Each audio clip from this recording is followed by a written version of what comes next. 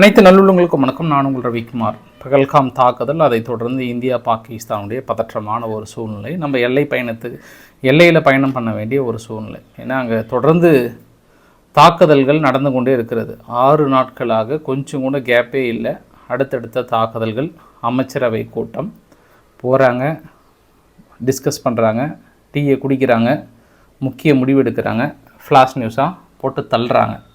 இதோ நெருங்கிவிட்டது, தாக்குதல் தொடங்கிவிட்டது, இன்னும் சற்று நேரத்தில் பாகிஸ்தான் கதம் இந்த மாதிரியான செய்திகள்லாம் நம்ம தொடர்ந்து பார்த்துட்ருக்கோம். சரி, இப்போ என்ன நிகழ்வு, ரியாலிட்டி என்ன, கிரவுண்ட் ரியாலிட்டின்றது ரொம்ப முக்கியம்.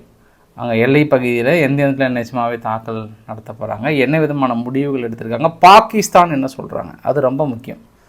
ஏன்னா பாகிஸ்தான் அவங்களுடைய மனநிலையும் மன ஓட்டமும் திடீர்னு பதிவில் வெளியிட்டிருக்காங்க. நேற்று இரவு 3 மணிக்கு வெளியிட்டிருக்காங்க அப்படின்னா பாரு, அந்த அளவுக்கான செய்தியில் வெளியிட்டிருக்காங்க. நிறைய விஷயங்கள் நம்ம அலசி ஆராய போகிறோம்.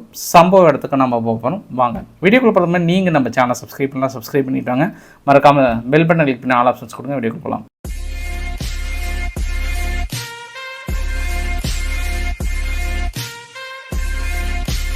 போர் வருமா வராதா அப்படின்னா உங்களுக்கு ஒரு குழு கொடுக்குறேன் பாருங்கள். மிகப்பெரிய ஒரு குழு. ஏன்னா இவங்க உள்ள நுழைஞ்சி அமைதி பேச்சுவார்த்தை அப்படின்னாவே போதும், அது போருக்கான அறிகுறி தான். ஏன் அப்படின்னா இன்றைக்கி அமெரிக்கா சொல்லிட்டாங்க, இந்தியாவையும் பாகிஸ்தானையும் சீக்கிரமாக டென்ஷனை முடிச்சு வைங்க. மார்க்கோ ரூபியோ, யார் அமெரிக்காவுடைய ஸ்டேட் செக்ரட்டரி, கால் பண்ணி பேசியிருக்கிறாராம். சீக்கிரமாக முடிச்சு வைங்க, இந்த தாக்குதலை கொஞ்சம் நிறுத்துங்க, போதும், உலக மக்களை டென்ஷன் ஆக்கிறத போதும், நீங்கள் நிறுத்துங்கன்னு சொன்னாங்கன்னா நம்ம என்ன புரிஞ்சிக்கலாம். இது வரைக்கும் அவங்களோட ஹிஸ்ட்ரியெல்லாம் எடுத்து பார்த்தோம் அப்படின்னா இதே மாதிரி தாங்க ஐயா, நாங்கள் இஸ்ரேல் காசா பிரச்சனையில் நாங்கள் தீர்த்து வைக்கிறோம் அப்படின்னு சொல்லிட்டு ஆண்டனி பிளிங்கன் அப்படின்னு ஒருத்தர் இருந்தார். அமெரிக்காவுடைய இதே ஸ்டேட் செக்ரட்டரி, முன்னாள் ஆண்டனி பிளிங்கன். தொடர்ந்து ஒரு 7 டைம் இஸ்ரேலுக்குள்ளே வருவார். இதோ அமைதி பேச்சுவார்த்தை சீக்கிரம் நான் முடிச்சு வைக்க போகிறேன்னு இறங்குவார். அவர் இறங்கிட்டு ஒரு வார்த்தை சொல்லுவார், முடிந்து விட்டது, அமைதி திரும்பும்ன்ற மாதிரி சொல்லிட்டு போவார். அடுத்தது பார்த்தோன்னா காசா மீது மிகப்பெரிய ஒரு தாக்குதல். அப்படியே ஈரானுடைய விவகாரத்தையும் எடுத்தாங்க. ஏதோ பேச்சுவார்த்தை நடத்தி விட்டோம், 2 பேரும் பிரச்சனை இல்லாமல் சுமூகமாக முடியும்னு சொல்லுவாங்க. அப்புறம் பார்த்தா தாக்குதல் பயங்கரமாக தொடரும். அதே தான் அங்கே உக்ரைன் ரஷ்யா விஷயத்திலும் ட்ரம்ப் அவர்கள் ஏதோ பேச்சுவார்த்தை ரொம்ப பாசிட்டிவாக முடிஞ்சிருச்சுன்னா அன்றைக்கி பார்த்தா அடி நடிச்சுக்குவாங்க. 2 பேரும் பயங்கரமான தாக்குதலாக இருக்கும். அப்போ இங்கே வந்துட்டாங்க. அப்போ நம்ம என்ன இதெல்லாம் நடந்த உண்மைங்க, இதெல்லாம் யாராலையும் மறுக்கவே முடியாது. அப்போ இங்கே பேச்சுவார்த்தைக்கு ஓடி வரேன்னு சொல்கிறாங்க. அமைதி திரும்புங்கள் மக்களே, பதற்றம் போதும் அப்படின்னா நீங்கள் இங்கேயே உறுதி பண்ணிக்கலாம். இது வரைக்கும் நீங்கள் நம்பாமல் கூட வந்திருக்கலாம். ஆனால் இங்கே பரபரப்பான செய்திகள், இதையெல்லாம் தாண்டி எப்போ அவங்க வராங்கன்னாவே நீங்கள் உறுதி பண்ணிக்கலாம். ஆயுதங்கள் இறங்கி கொண்டிருக்கிறது அமெரிக்காவில் இருந்து. நேற்று கூட ஒரு 3 விமானங்கள் அமெரிக்கானுடைய ஏர்ஃபோர்ஸ் போயிங் விமானத்துலேருந்து C-17A அடுத்தடுத்து இறக்கிட்டே இருக்காங்க ஆயுதங்களை. இது வரைக்கும் ஒரு 7-8 பக்கம் வந்திருக்குங்க. இப்போ என்ன ஒரு பெரிய ஒரு விஷயம்னா பாருங்கள், இந்த குறுக்க இந்த கௌசிக் வந்தால் என்ன பண்ணுவீங்க அப்படின்ற மாதிரி பங்களாதேஷனுடைய advisory ministry of foreign affairs என்ன சொல்கிறாங்கன்னா, நான் மீடியேட் ரோலுக்கு வரேன், இந்த காஷ்மீர் விவகாரத்தில் நான் அமைதி ஏற்படுத்தலான் இருக்கோம், அது பங்களாதேஷ் நடுநிலை வகித்துன்றாங்க. ஏய் என்ன இப்போ என்ன அங்கே போயிட்டுருக்குங்க, அது யார் பங்களாதேஷ் என்ன எப்படி இந்த டைலாக்லாம் சொல்கிறாங்க அப்படின்னு தெரியல. சரி தள்ளிப்போங்க, இது ஒரு ஃப்ளாஷ் நியூஸாக கூட போட்டிருந்தாங்க. நம்ம நாட்டில் பங்களாதேஷில் போட்டுட்ருப்பாங்க. சரி, என்ன நடந்தது, என்ன நேற்று இரவு அமைச்சரவை கூட்டத்தில் பயங்கரமாக டிஸ்கஷன் வச்சு 2-3 டீ இல்லை 7-8 காஃபி கூட போயிருக்கும். 2 மணி நேரம் 3 மணி நேரம் எல்லாம் பயங்கரமாக மீட்டிங்லாம் முடிஞ்சது. மறுபடியும் இன்றைக்கி காலையில் ஒரு மீட்டிங் முடிஞ்சிருக்கு. அதுக்கப்புறம் அமித்ஷா என்ன பண்ணார், தனிப்பட்ட முறையில் பிஎஸ்எஃப் வீரர்களாக இருக்கட்டும், இல்லை என்எஸ்ஜி வீரர், சிஆர்பிஎஃப் வீரர்கள், அவங்களோட தனிப்பட்ட முறையில் மிகப்பெரிய அளவுக்கான ஆலோசனை. இன்றைக்கி மறுபடியும் அமைச்சரவை கூட்டத்திலுக்கான ஆலோசனை. இது எல்லாமே அதெல்லாமல் நேற்றே இந்திய இராணுவ வீரர்களுக்கு தரைப்படை, கப்பற்படை எல்லாத்துக்கும் தனிப்பட்ட முறையில் தனி அதிகாரம் கொடுத்துட்டாங்க, தாக்குதலை துவங்கன்னு சொல்லியிருக்காங்க. நான் ஒரு விஷயம் கிளாரிஃபை பண்ணிட்டு போயிடுறேன். ஏன்னா யுத்த களம் அப்படின்னும்போது நிறைய விஷயங்கள் நிறைய இடத்துல பேசுவாங்க. ஆனால் இப்போது கிடைத்த தகவல் அடிப்படையில் இலக்குகள் மட்டும் தான் டார்கெட் வைக்கிறாங்க. ஒரு சில இலக்குகள் மேபி அவங்க மிலிட்டரி பொசிஷனில் அடிக்கிறாங்களா, இல்லை எதிரிகளோட நிலைமை எங்கெங்கெல்லாம் தீவிரவாதிகளுக்கு அடைக்கலம் கொடுக்குறாங்க அந்த நிலைகளை மட்டும் தான் இப்போதைய வரைக்கும் அட்டாக். இது வரைக்கும் இதுதான் இப்போ கிடைச்ச தகவல் வரைக்குமே. இந்த பாகிஸ்தான் ஆக்குபைடு காஷ்மீர் மீட்பது பற்றின முழு முடிவுகளோ இல்லை அதை நோக்கி தாக்குதல்களோ இப்போது நிலைமைக்கு இருக்கான்னா இல்லை. இந்த செகண்ட் வரைக்கும் இல்லை.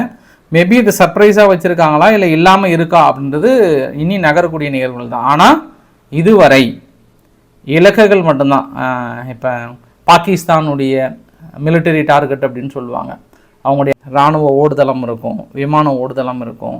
இந்த மாதிரியான இடங்களில் தாக்கல் நடத்தலாம், இல்லைன்னா எல்லை பகுதியில் நடத்தலாம். இதுதான் முதற்கட்ட தகவலுங்க. நம்ம பியாண்ட் த லிமிட் போக வேண்டாம்.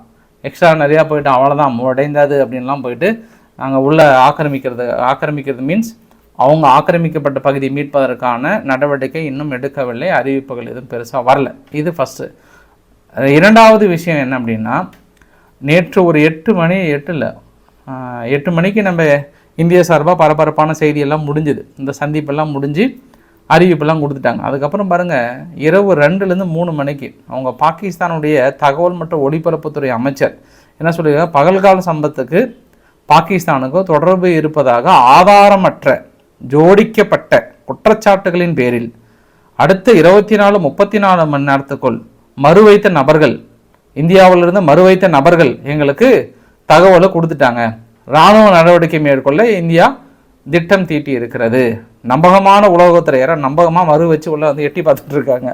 இது போன்ற இராணுவ சாகசத்துக்கு உறுதியாக தீர்க்கமான பதிலடி கொடுக்கப்படும் என்று பாகிஸ்தான் வலியுறுத்தப்படுகிறது. அப்போ என்ன சொல்கிறாரு, உறுதியான தீர்க்கமான பதிலடி கொடுக்கப்படும் அப்படின்னு சொல்லிட்டாங்க. அப்போ அவங்க பயப்படல, தயார் வாங்க அப்படின்றாங்க. இன்னொரு செவ்வாய்க்கிழமை அவங்களுடைய செனட்டர் பேசுகிறாங்க. இவங்க யாருன்னா பாகிஸ்தானுடைய செனட்டர் பல்வாசா மஹ்மூத் ஜாய் கான் அவர்கள் பேசும்போது, நம்ம இராணுவம் வந்து நிச்சயம் இந்தியாவுக்குள்ளே நுழைய தான் போகுது. நுழைஞ்சு குறிப்பாக உத்தரப்பிரதேசம் இருக்கு இல்லையா, அங்கே பாபர் மசூதியில் செங்கல் வைக்கிறோம், அயோத்தியை நம்ம கட்டுப்பாட்டில் வைக்கிறோம். அது நம்ம பாகிஸ்தான் ஆர்மி முனியர் தலைமையில் தான் அது நடக்க போகுது. நம்ம ஒன்றும் வளையல் மாட்டிட்டுலாம் இல்லை, இங்கே சமையல் செய்கிறதுக்கு அடித்தா ஏக் மார் தோன் துக்கடா அப்படின்னா என்ன, வெட்டு 1 துண்டு 2 அப்படின்றாங்க. அவங்க நாட்டுக்குள்ளே பெரிய பிரச்சனை. இப்போ நாம் மட்டும் உள்ளே வரோன்னு தெரிஞ்சதுன்னா அவங்க நாட்டு சீக்கு இராணுவம் இருக்குல்ல, அவங்க கூட வரமாட்டாங்க. ஏன்னா பன்னும் என்ன சொல்லியிருக்கிறாரு, என் பணத்தை தாண்டி அந்த பக்கம் போங்க, இல்லைன்னா தாக்கல் நடத்த விட மாட்டேன்னு எதிர்ப்பு தெரிவிக்கிறாங்க. இவர் யார் தெரியுங்களா, பண்ணுன்றது இந்த காலிஸ்தான் தீவிரவாதி இருக்காங்கல்ல, அதோட தலைவன். அவன் சொன்னான்றதுக்காக அது ஒரு நியூஸ் எடுத்து சொல்கிறாங்க. ஸோ இதெல்லாம் பார்க்கணும். இது எதுக்காக சொல்ல வரேன் அப்படின்னா, நிறைய நீங்கள் செய்திகள்லாம் பார்த்துருப்பீங்க. என்னென்னா மறுபடியும் இது சொல்ல விரும்புகிறேன். நிறைய தடவை எந்த டைம்லாம் சொல்ல விரும்புகிறேன். எங்கேயுமே இந்த இடத்துல நான் பார்த்த வரைக்குமேங்க, நான் பார்த்த செய்தி, அப்சர்வ் பண்ண செய்தி, எல்லா செய்தியும் பார்த்தோன்னா அவங்க இராணுவம் தரப்பில் அவங்க பின்வாங்கலாம் இல்லை, பாகிஸ்தான் தயாராக தான் இருக்காங்க. பதிலடி கொடுக்கறதுக்கு நாங்கள் தயாரம் தான். எல்லா இடத்துலையுமே இது வரைக்கும் யாருமே பயந்து ஸ்டேட்மெண்ட்டே கொடுக்கல. ஒரே ஒரு நியூஸ் வந்திருக்கு, பிரதமரோட அண்ணன் யார், ஷபாக் ஷெரீஃபோட அண்ணன் நவாப் ஷெரீஃப், என்ன அவரும் பாருங்கள் தம்பிக்கிட்ட குசுன்னு தான் பேசியிருக்கிறாரு. தம்பி அவசரப்படாதப்பா, இந்தியாவை போய் நீ எதிர்த்துக்கலாமா, கொஞ்சம் பொறுமையாக இருப்பான்னு சொல்லியிருக்கிறாரு. அதை யாரும் அங்கேருந்து மர்ம நபர்கள் ஒட்டு கேட்டு வீடியோவில் வெளியிட்டிருக்காங்க. அதுவுமே அட்வைஸ் பண்ணார் இந்தியாவை எதிர்த்துக்கான்னு சொன்ன தகவலுமே எந்த அளவுக்கு உண்மைன்னு தெரியல. அப்போ இதெல்லாம் நான் பார்க்கும்போது கதரும் பாகிஸ்தான், சிதறும் பாகிஸ்தான், மண்டியிடும் பாகிஸ்தான், கதறியலும் பாகிஸ்தான்லாம் இல்லை. அவங்க இது வரைக்கும் நீங்கள் வேணால் இந்த டாப்பிக்கெல்லாம் நீங்கள் எங்கே பார்த்தாலும் சரியா அது கடந்து போங்க, சிரிச்சுட்டு போயிடுங்க. அவங்க அப்படி இல்லைங்க. அவங்க வந்து நாங்கள் தைரியமாக தான் இருக்கோம், நாங்கள் வந்து எல்லாத்தையும் எதுக்கு தயாராக இருக்கோம். உங்களுக்கு இன்னொரு ப்ரூஃப் கூட சொல்கிறேன். நான் இதுவரை எல்லை பகுதியில் இந்த சீஸ்ஃபயர் வயலேஷன் அப்படின்னு சொல்லுவாங்க. சீஸ்ஃபயர் வயலேஷன் அப்படின்னா அந்த சீஸ்ஃபயர் வயலேஷனை தாண்டி அவங்க மற்றவோட நிலைகள் மீது தாக்கல் நடத்துறது முதல்ல இந்தியா கிடையாது, பாகிஸ்தான் தான் முதல்ல நிகழ்த்திட்டு இருக்காங்க. உங்களுக்கு இந்த வரைபடத்தையும் நான் காட்ட விரும்புகிறேன். நான் இந்த வரைபடத்தில் 1ன்னு போட்டிருக்கேன் பார்த்தியா, அது வந்து தெஹல்காம் அட்டாக் 22ஆம் தேதி நடக்குதுங்க. அதே 22ஆம் தேதி CFE 2ன்னு போட்டிருக்கேன் பாருங்கள் நம்பர், அதை பாருங்கள் ரெட் கலரில். CFE அப்படின்னா சீஸ்ஃபயர் வயலேஷன் அர்த்தம். உரின்னு இருக்கா, உரி பகுதியில் 22ஆம் தேதி எல்லை மீறி நம்ம எல்லை பகுதியில் தாக்கல் நடத்தினாங்க. நம்மளும் பதிலடி கொடுத்துருக்கோம். 3 இருக்கா, அடுத்த ஒரு நாள் கேப் விட்டுட்டாங்க. ஏன்னா நம்ம வந்து அப்போ தான் அமைதி ஒப்பந்தத்தை எல்லாத்தையும் கேன்சல் பண்ணோம் 23ஆம் தேதி. 24ஆம் தேதி லீப்பா வேலின்னு இருக்கு பாருங்களா, 3 இருக்கு பாரு, அந்த இடத்துல நம்ம எல்லை பகுதி தாக்கல் நடத்துனது பாகிஸ்தான். அப்புறம் 4 இருக்கு பாருங்க, அதுக்கு மேலே 26ஆம் தேதி 25 கேப் விட்டாங்க. 26ஆம் தேதி நீலம் என்ற பகுதியில் தாக்குதல் நடத்துகிறாங்க. அப்புறம் 4B இந்த சைடு இருக்கு பாருங்க, அது வந்து டட்மோரி அப்படின்ற பகுதி, கேலின்ற பகுதியில் ஒரு தாக்கல் நடத்துகிறாங்க. இது எல்லாமே எல்லை பகுதியில் தொடர்ந்து தாக்கல் நடத்திட்டு இருக்காங்க. நம்ம பதில் நடவடிக்கையாக கொடுக்குறோம். 5A 5B 5A 27ஆம் தேதி குப்வாரான்ற பகுதியிலும் 5B வந்து பூஞ்ச் என்ற பகுதியிலும் 27ஆம் தேதி எல்லை மீறி தாக்கல் நடத்துகிறாங்க. பதில் கொடுக்குறோம். அடுத்தது 6A பாருங்க, மேலே அங்கேயும் தாக்கல் நடத்துகிறாங்க. 6B பாருங்க கீழே 28ஆம் தேதி அக்னூர்ன்ற பகுதியிலும். 29ஆம் தேதி 3 இடத்துல தாக்கல் நடத்தியிருக்காங்க. 7A 7B 7C வரைக்கும் தாக்கல் நடத்தியிருக்காங்க 29ஆம் தேதி வரைக்கும். ஸோ இது எல்லாம் பார்க்கும்போது நம்ம வந்து சீஸ்பயர் வயலேட் பண்ணல, அவங்க தான் சீஸ்பயர் வயலேட் பண்ணி தாக்குதலை இந்தியா நிலைகளுக்குள்ளே நடத்துகிறாங்க. அப்போ நம்ம என்ன புரிஞ்சுக்கலாம், அவங்க எங்கேயும் கதறலை, எங்கேயும் சிதறலை, அவங்க தைரியமாக வாங்க அப்படின்றாங்க. ஏன்னா அவங்களுக்கு இப்போ போர் தேவை. ஏன்னா இருக்கிற ஆட்சியாளர்கள் மீது மிகப்பெரிய அளவுக்கான கெட்ட பேர், பொருளாதார சீர்குலைவு இதெல்லாம் இருக்குது. அதனால் இதை அவங்க அவாய்ட் பண்ண விரும்பலை. இதை வந்து தனது திறமையை காட்ட விரும்புகிறாங்க ஓரளவுக்கு. அதை காட்ட முடியுமா என்னன்றது நம்ம போகக்கூடிய பதிலடிகளில் தெரியும். நம்ம ஏன் அப்படின்னா, ஏற்கனவே பாகிஸ்தானில் என்ன ஒரு அரசியல் சூழ்நிலை அப்படின்னா, இம்ரான்கான் அவர்கள் ஜெயிக்க வேண்டியது போலியாக ஃபோர்ஜரி பண்ணி, அப்போ புட்டின் அரசாங்கமே வருது பாருங்கள், பைடன் அரசாங்கம் வந்து பெரிய அளவுக்கு நிதி உதவியெல்லாம் கொடுத்து அவரை சிறையில் போட்டு இவரை கொண்டு வந்து நிறுத்தினாங்க. அதுவே பெரிய சட்ட சிக்கல். அங்கே உள்நாட்டு பிரச்சனை பெரிய அளவுக்கு தலை விரித்து ஆடிட்டுருக்கு. பொருளாதார சிக்கல், பொருளாதார நெருக்கடிகள், கடன் மேலே கடன். இப்போ கூட சீனா கிட்ட போயிட்டு எங்களுக்கு ஒரு 7 பில்லியன் கடன் உடனே இருக்காங்க. அமைதி திரும்பணும்னு விரும்புகிற IMF, யார், இன்டர்நேஷ்னல் மானிட்டரிங் ஃபண்ட் வந்து பாகிஸ்தானுக்கு பணம் கொடுத்து வச்சுருக்காங்க. ஸோ இதெல்லாம் பார்க்கும்போது அவங்களுக்கு இது தேவைன்னு எதிர்பார்க்குறாங்க. அப்போ முதல்ல ஆரம்பிக்கிறத நம்ம இல்லை, அவங்க தான் தயாராக இருக்காங்க. பாகிஸ்தான் எங்களை வந்து அடிங்க வாங்க, நாங்கள் அதுக்கு தான் தயாராக இருக்கோன்னு இருக்காங்க. இன்னொரு குழு கூட உங்ககிட்ட கொடுக்குறேன். பாகிஸ்தானுடைய எல்லை பகுதியில் பாகிஸ்தானுடைய கொடியெல்லாம் இருந்தது. அந்த பாகிஸ்தானுடைய கொடி எல்லாத்தையும் அகற்றிட்டாங்க. எல்லாத்தையும் எடுத்துகிட்டு இன்னும் ஒரு சில நியூஸ்லாம் வருது. என்ன சொல்கிறாங்கன்னா, அந்த போஸ்ட்டில் இப்போ அவங்க இல்லை, வேக்கன் பண்ணி வச்சுருக்காங்க. அப்படின்னா தாக்குதல் அதிகம் பண்ண போகிறாங்க அப்படின்னு தான் அர்த்தம். நம்ம உறுதியாக சொல்ல முடியும், இராணுவம் கடந்து கிராமத்துக்குள்ளெல்லாம் போயிட்டு ஒரு பகுதிகளை பிடிக்கிறாங்களான்னா அது இல்லை, இன்ன வரைக்குமே கிடையாது. அது வாய்ப்புகள் இல்லை. எல்லை பகுதியில் தாக்கல் நடத்துவாங்க. ஏன்னா நேற்று சொன்ன மாதிரி தான், ஒரு இன்டர்நேஷ்னல் வார் ப்ரொசீஜர் படி ஒரு கிராமத்தையோ ஒரு பகுதியை நம்ம தாக்கல் நடத்தணும்னா முறைப்படி 24 மணி நேரம் டைம் கொடுக்கணும், 48 மணி நேரம். அங்கே இருக்கக்கூடிய மக்களை வெளியேற செய்துவிட்டு இராணுவத்திற்கும் மட்டுமே மோதலை உறுதி செய்ய வேண்டும். இல்லை என்றால் எந்த நாடுகள் தாக்கல் நடத்துகிறதோ அந்த நாடுகள் மீது பொருளாதார தடை விதிப்பதற்கான அனைத்து விதிமுறைகளும் வழிமுறைகளும் வகுக்கப்படும். அதனால் நம்ம இன்டர்நேஷ்னல் லா முறைப்படி நம்ம போருக்கு போகிறோம் அப்படின்னா இதெல்லாம் நடத்தணும், வெளியேற சொல்லணும், தாக்கல் நடத்தணும். இது வரைக்கும் வெளியேற சொல்லுற அடிப்படையில் தான் நான் சொல்கிறேன். நான் இன்னொரு குழு கூட நம்ம கொடுத்துடலாம். அங்கே இது வரைக்கும் 6 பாகிஸ்தானுடைய நேவி வார்ஷிப்பு கொண்டு வந்து நிறுத்தியிருக்காங்க. இந்த குவாடர் போர்ட்டை எம்டி பண்ணி வச்சுட்டாங்க, அங்கே வேண்டான்னு சொல்லிட்டு. கராச்சி போர்ட்டில் தான் கொண்டு வந்து எல்லா லொக்கேஷன்லேருந்து எல்லாமே உங்களுக்கு சேட்டலைட் இமேஜஸ் காட்டுறேன், பயன்படுத்திக்கோ, உங்களுக்கு எதாவது தேவைப்படும் இல்லையா. அதனால் எந்தெந்த லொக்கேஷனில் எங்கெங்கே இருக்காங்கன்றது பாகிஸ்தானுக்கு உதவுவதற்காக. இப்போ ரீசெண்டாக நம்ம மலேசியாவில் போயிட்டு பெரிய அளவுக்கு அக்ரிமெண்ட்லாம் போட்டு பயங்கரமாக சொல்லியிருந்தோம்ல, மலேசியா 3வது ஆளாக ஓடி வந்து நேற்று இரவோடு இரவாக இஸ்லாமாபாத்தில் வந்து இறக்கிட்டு போயிருக்காங்க. ஆயுதங்களை அவங்க கிட்ட இருக்கிற கொஞ்சம் மிச்ச மீதியெல்லாம் இறக்கிட்டு போயிருக்காங்க. இப்போ சீனா என்ன பண்ணிட்டாங்க, இங்கே பாகிஸ்தானுக்கு இறக்குமதி பண்ணுறது இல்லாமல் நேற்று என்ன பண்ணிட்டாங்க, பெய்ரூட்டுக்கு போயிருக்காங்க. எங்கே, லெபனானுடைய தலைநகர் பெய்ரூட் இருக்கு இல்லைங்களா, அங்கே போயிட்டு இறக்கியிருக்காங்க. அங்கே போயிட்டு இறக்கிட்டு வந்து இப்போ சீனா கட்டுங்கோத்தில் இருக்காங்க. சீனான்ற பாருங்க, இஸ்ரேல் எதற்காக போனாங்க, ஏன் அங்கே ஆயுதங்கள் இருக்கிறாங்க, பெய்ரூட்டுக்கு ஏன் சம்மந்தம். இப்போ அமெரிக்காவே கன்ஃபியூஷனாக இருக்கிறாங்க, யார் இவங்க, திடீர்னு பெய்ரூட்டுக்கு அந்த பதிவு கூட வந்துடுது, அங்கே எதுக்கு வராங்க, பாகிஸ்தானுக்கு போனாங்கன்னா ஆயுதங்கள் கொடுக்குறாங்க, அது பெய்ரூட் ஏன் வந்தாங்கன்னு ஒரு கன்ஃபியூஷனாக இருக்கிறாங்க. சீனாவை தான் விளக்கம் கொடுக்கணும் என்னன்னு தெரியல. அதனால் தனது கண்டனத்தை, சாதாரண கண்டனம் அல்ல, தனது கடும் கண்டனத்தை போட்டிருக்காங்க. யார், சீனா மீது. அது ஒரு பாயிண்ட் ஆஃப் வியூவில் வச்சுக்கோங்க, பின்னாடி அது உதவும் இந்த செய்தி நான் எதுக்காக சொல்ல வரேன்றதை. இப்போ நேற்று என்ன சொன்னார், துருக்கி அதிபர் எரடகன் அவர்கள் நம்ம பாஷையில் அந்தர்பல்டி ஆறுமுகம் என்ன சொன்னார் நேற்று, நான் எந்த உதவியும் நாங்கள் செய்யலை, எங்களுக்கு அங்கே இருக்கிற யுத்தமே போதும், எங்கள் இறந்து போன ஆயா மேலே சத்தியமாக எங்களுக்கு நாங்கள் பாகிஸ்தான் பக்கமும் இல்லைன்னு சொன்னார். அப்பயும் நம்மளுக்கு சந்தேகமாக இருக்குது. இருந்தாலும் அட்லீஸ்ட் 2-3 கார்காவது இறக்கியிருப்பான்னு சொன்னால பாருங்கள். நேற்று இன்னொரு மீட்டிங் நடந்திருக்குங்க. துருக்கியினுடைய military delegation lieutenant general Yasar Kadioglu அவர்களும் அவங்களுடைய இன்டெலிஜென்ஸ் பாகிஸ்தானுடைய ஏர்ஃபோர்ஸினுடைய ஹெட் குவார்ட்டரில் போயிட்டு பெரிய அளவுக்கான ஒரு மீட்டிங்கை நடத்தியிருக்காங்க.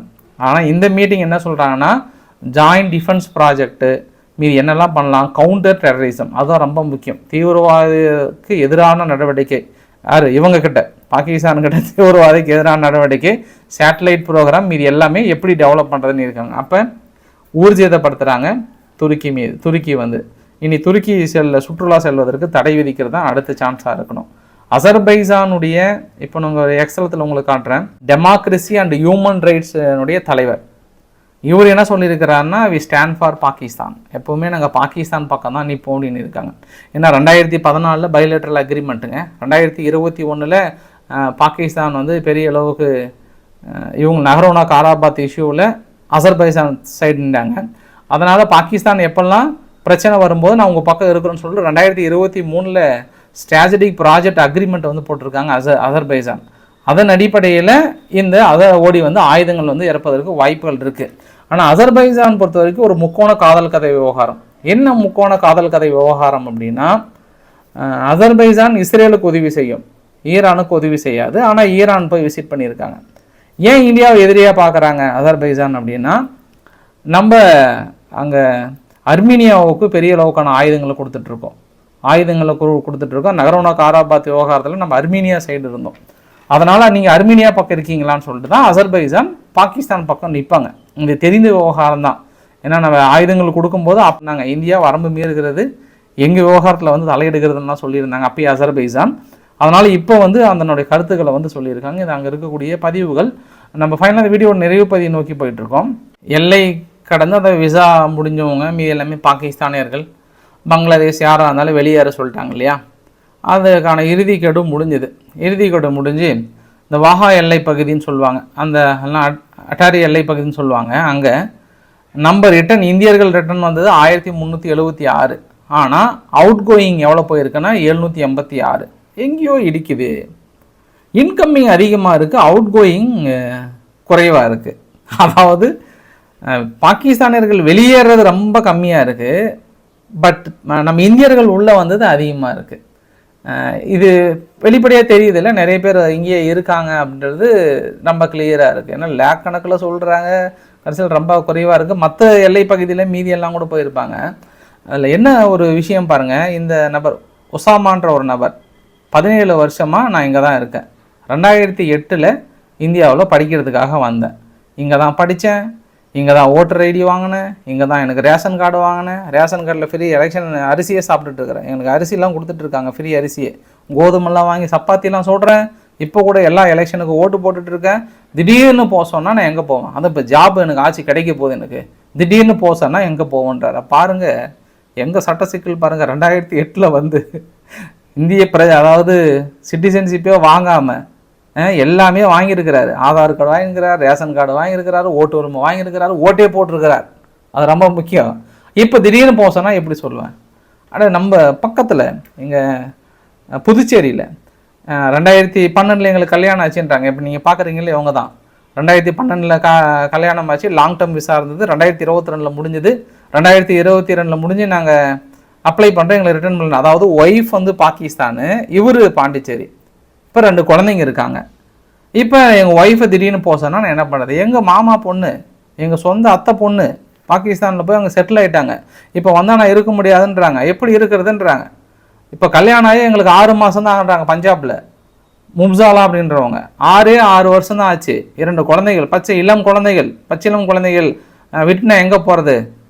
லாங் டைம் விசாவில் நான் கல்யாணம் பண்ணேங்க, லாங் டைம் விசா முடிச்சுட்டு இப்போ போக சொன்னால் நான் எப்படி போவேன் சொல்லுங்கன்றாங்க. அப்போ இதில் என்ன தெரியுது அப்படின்னா, நேற்று கூட இங்கே அமைச்சகம் சார்பாகவோ அதிகாரப்பூர்வமாக அறிவிக்கல, ஆனால் அப்ராக்சிமேட்டாக ஒரு சில எம்பிஸில் என்ன சொன்னாங்கன்னா, இந்த மாதிரி இந்தியாவில் இருக்கிற நபர்கள் பாகிஸ்தானுடைய பெண்களை கல்யாணம் பண்ணது மட்டும் 5 லட்சம் பேர் இருக்கிறாங்க. அதாவது முறையாக விசா இல்லாமல் போகிறாங்க, லாங் டேர்ம் விசாவில் கல்யாணம் பண்ணி வந்து இந்த மாதிரி குழந்தை பெற்றவங்க மட்டும் 5 லட்சம் பேத்துக்கு மேலே இருக்காங்கன்ற ஒரு பகீர் தகவலை கொடுத்துருக்காங்க. இப்போ இவ்வளோ பேர்த்தையும் வெளியேற்ற வேண்டிய ஒரு சூழ்நிலைன்றாங்க. என்னங்க இது, இவ்வளோ பேர் எப்படிங்க?